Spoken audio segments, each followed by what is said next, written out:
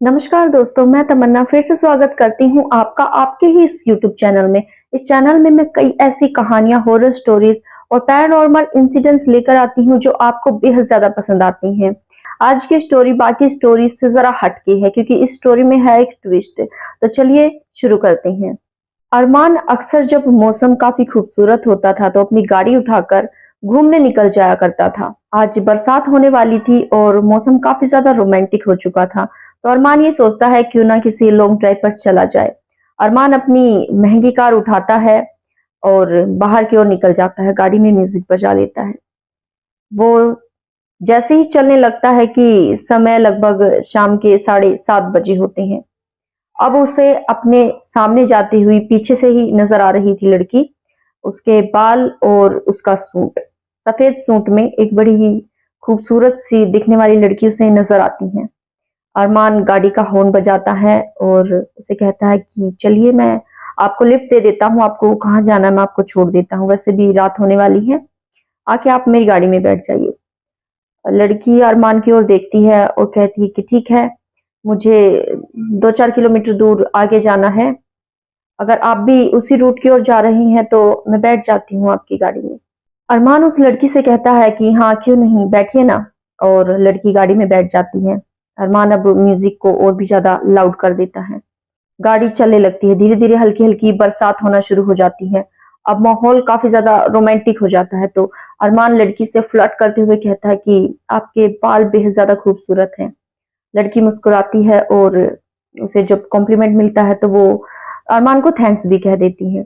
अब जैसे ही धीरे धीरे आगे चलते हैं, दोबारा से अरमान ही उसके साथ फ्लर्ट करते हुए बात को और ज्यादा आगे बढ़ाता है कि आपने अपना नाम नहीं बताया।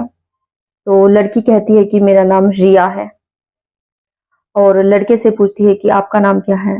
अरमान बताता है कि उसका नाम अरमान है और वो कॉलेज में पढ़ता है। जैसे ही दोनों की बातें होती रहती हैं कि अब काफी समय बीत चुका होता है और रात काफी ज्यादा हो चुकी होती है। बातों ही बातों में उन्हें पता नहीं चलता कि समय जैसे तो 11:45 हो जाती है।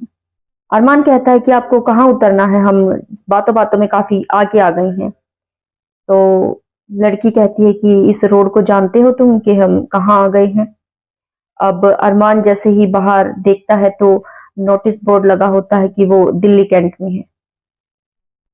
अब दिल्ली कैंट के बारे में तो आपने सुना ही होगा कि वो काफी ज्यादा हॉन्टेड प्लेस है।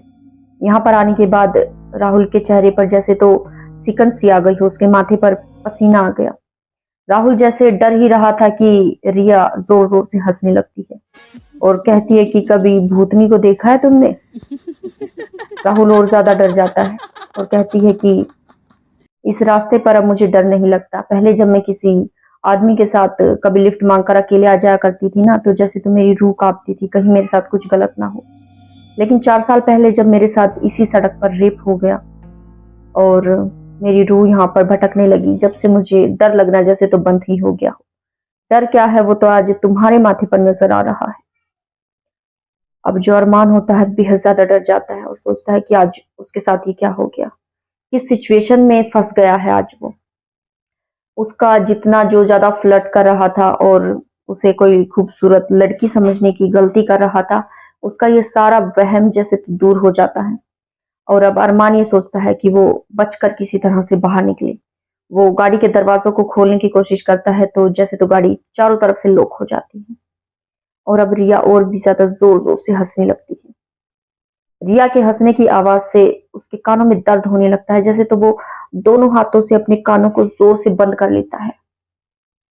अब अरमान के लिए इस गाड़ी से बचकर निकलना जरा मुश्किल हो जाता है। मन ही मन ये सोच रहा होता है कि आज वो नहीं बचेगा। कि जैसे ही रिया जोर जोर से हंसने लगती है और कहती है कि मजाक कर रही थी, मुझे छू कर देख लो, मैं लड़की ही हूँ। ये काफी हॉन्टेड प्लेस है तो मुझे लगा कि तुम्हें डरा दिया जाए। अब रिया जो है नॉर्मल बिहेव करने लगती है और कहती है कि चलो गाड़ी को घुमा लो, मुझे मैं पीछे जाना था मुझे और मैं बातें करते करते आगे आ गई। मुझे लगा कि शायद हमारी अब दोस्ती और भी आगे बढ़ेगी तो क्यों ना इस दोस्ती को काफी इंटरेस्टिंग बनाया जाए। तो मैं तुम्हें यहाँ पर लेकर आ गई थी और हमारी दोस्ती की शुरुआत जरा हटकर होनी चाहिए, ऐसा मैं मन ही मन सोच रही थी। इसी कारण मैंने ये सब किया। अब गाड़ी को घुमा लो और मैं तुम्हें बताती हूँ कि कहाँ है मेरा घर। अब जो अरमान होता है उसके चेहरे पर एक अजीब सी मुस्कान देखती है रिया और कहती है कि बहुत हुआ ये हॉन्टेड ड्रामा, अब घर की ओर चलते हैं। रिया ये देखकर काफी ज्यादा डर जाती है कि अब जो अरमान है उसका चेहरा पहले जैसा नहीं रहा। अरमान बड़ी ही अजीब तरीके से हंस रहा है और एक टक रिया की ओर ही देखे जा रहा है। रिया अब कहती है कि मुझे डराना बंद करो और घर की ओर चलती हैं।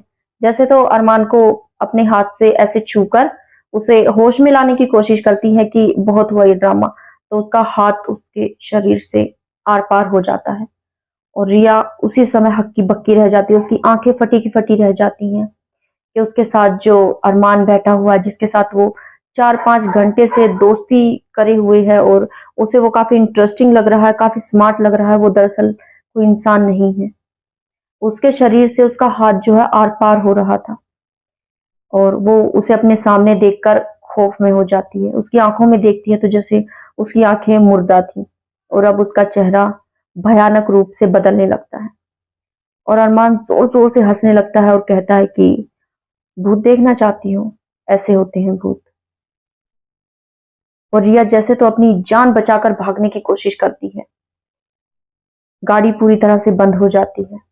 अब जो रिया के घर वाले होते हैं उन्होंने रात को पुलिस स्टेशन में रिपोर्ट दर्ज कराने की भी सोची, लेकिन 24 घंटे से पहले पुलिस वालों ने भी रिपोर्ट दर्ज करने से मना कर दिया।